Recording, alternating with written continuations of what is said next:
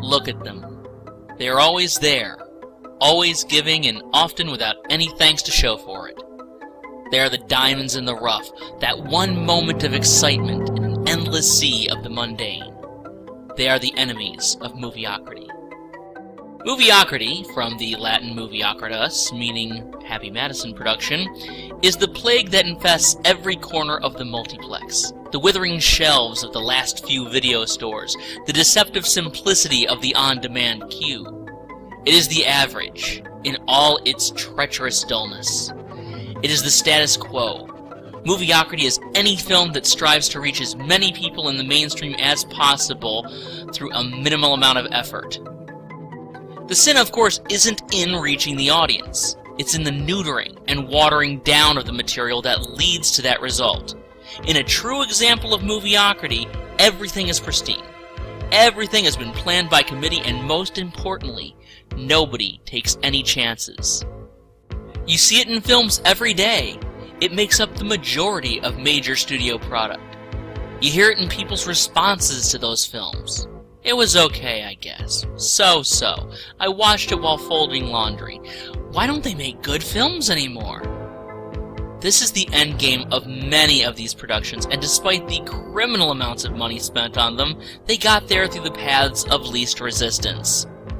Why is Brett Ratner so hated? It is not because he directs bad movies per se, it's because he directs boring movies, which is something much worse.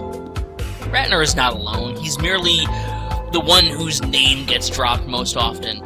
Dozens upon dozens of Hollywood films look for nothing more than to give people something to stare at, zombie-like, for 100 minutes. People watch it and forget it, entertainment as disposable as a used tissue. The truth of the matter comes in a rule coined by myself and film critic Austin Kennedy. A mediocre film is far worse than a bad film. We'll personalize that rule even further for the purposes of this show. I would rather see a film that aimed for greatness and failed, rather than a film that aimed for mediocrity and succeeded. Let's be honest. Some of the films, a lot of the films we're talking about here, did not aim for greatness. Oh sure, you might think the solution lies in finding the artsy films that populate the fringes of film society, and you'd be right. But I'm afraid we're not necessarily dealing with anything as classy or elitist here. It is true that there are films from Akira Kurosawa, Jean-Luc Godard, and all the rest that are absolutely worth our attention. In watching these films, you will see new possibilities you had never imagined before within the medium. We will probably focus on some of these films and their filmmakers because it's important.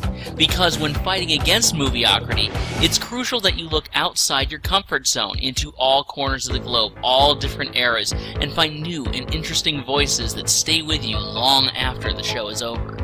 But we have not forgotten that film should be fun. The films we'll be discussing may not have all aimed for greatness, as we mentioned, but they didn't keep their heads down either. No, instead there is one thing, one maxim, that we will use to combat the plague that is Moviocrity.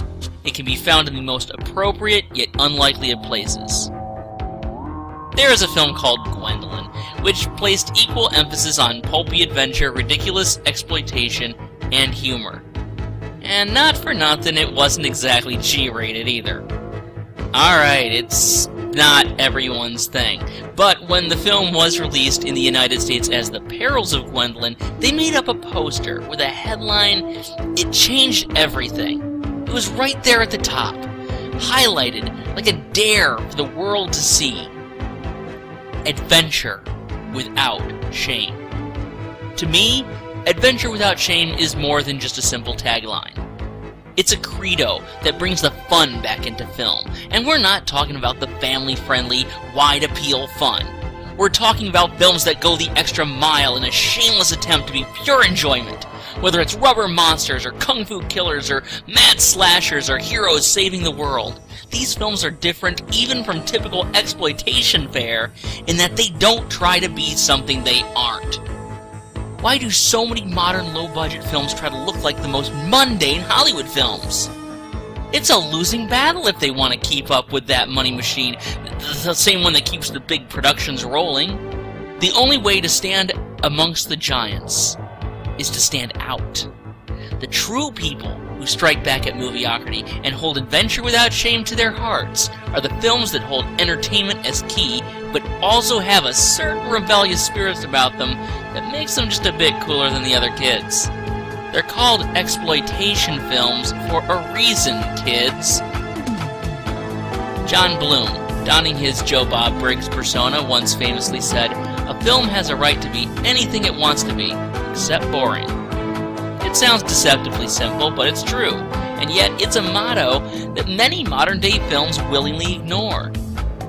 Do you need a quote from a less psychotronic source? Fine, how about this? "I have 10 commandments. The first 9 are, thou shalt not bore." Billy Wilder said that, and he's a guy who knew something about filmmaking.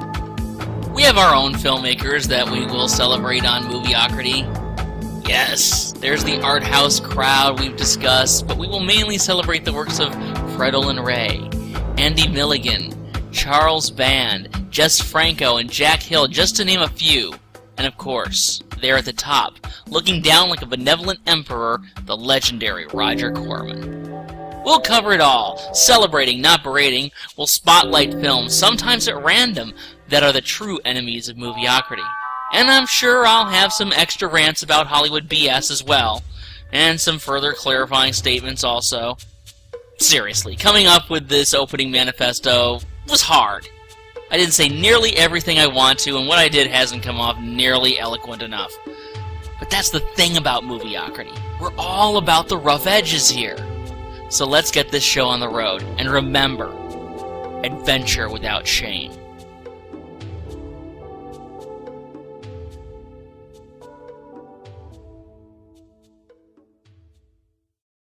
Tonight, I'm going to the movies. Tonight, I'm gonna lay back and stare and let the pictures take me anywhere. Tonight, it's gonna be adventure. Tonight, I'm gonna play the leading